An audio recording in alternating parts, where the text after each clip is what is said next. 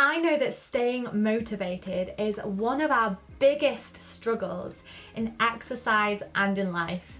I don't know about you, but how often have you started something and then the motivation's just gone? It's really hard to keep going and keep going. And I definitely found this when I first started exercising. The number of times I'd have put off a morning workout and just ended up therefore not doing it. So I really want to help you with this. I have 4 big ideas this week about how to stay motivated with your health and your fitness. I'm really excited to share these with you. So get yourself comfortable, get something to write these down, and let's dive in. So number 1, know your why. Know why you're doing this, because then it stops becoming something that you have to do. There's nothing worse than going out on a run and it's an absolute slog and you hate it and you say, why am I doing this to myself? So figure out why you actually want to do it. It's never usually the first reason. So a lot of my clients come to me and they'll say one thing, and it's not that that isn't a goal. Usually it's things like, I would like to lose weight. It's normally never just about the weight loss. It's usually something a bit bigger and a bit deeper than that. It's about confidence or being there for their children, or it's about not feeling good enough the way that they are now. It's about long-term health for some of them. So dig a little deeper and know why you're doing it, because then it stops becoming a chore. For me, it was about my mental health. It was about when I turned up to exercise, it was about feeling strong up here. So know your why. Number 2, don't rely on how you feel.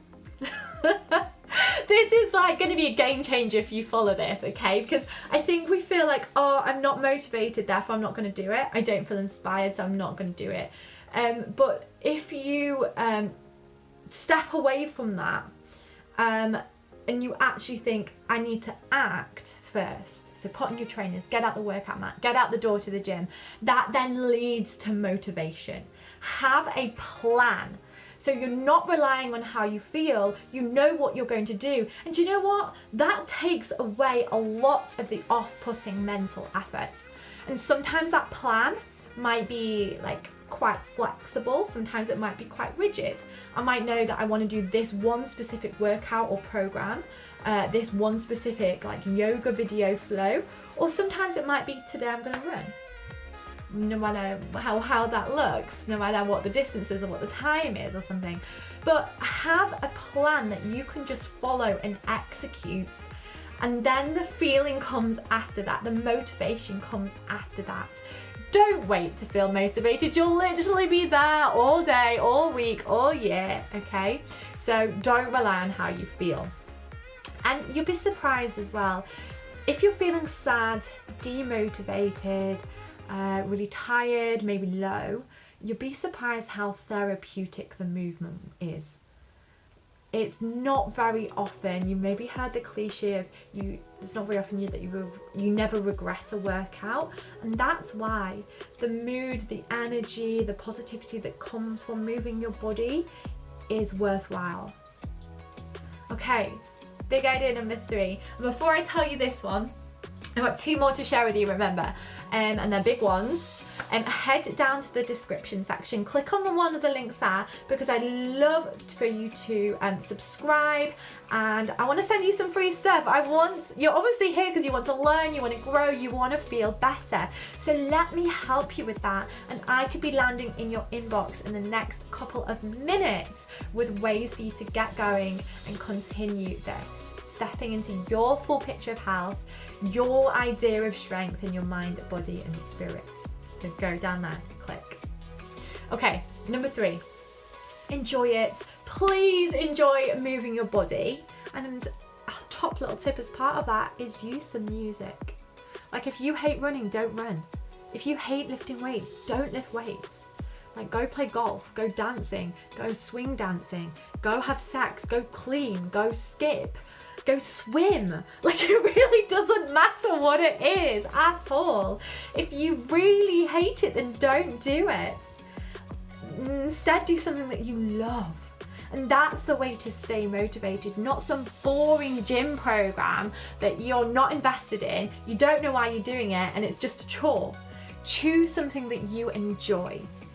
And sometimes a bit of music helps. So whether that's a playlist to keep you going, or it's something to get you going. So like, to be honest, I don't very often feel like doing a yoga practice. Back to the second point, you don't often feel like doing it. But if you put on the music first, set the scene, even the first little wiggle, the first jiggle is enough then to power you into the next move. So enjoy it and use the power of music to help you enjoy it and to get going. And then finally, forgive yourself. So this is big idea number 4, forgive yourself. Recognize that life comes in seasons. You know, summer, winter, one decade, another decade, and stuff will always come up. It's not always about being better. You'll find that as you go through your life that you'll be able to do something that maybe you couldn't before, and you won't be able to do something that you could in the past.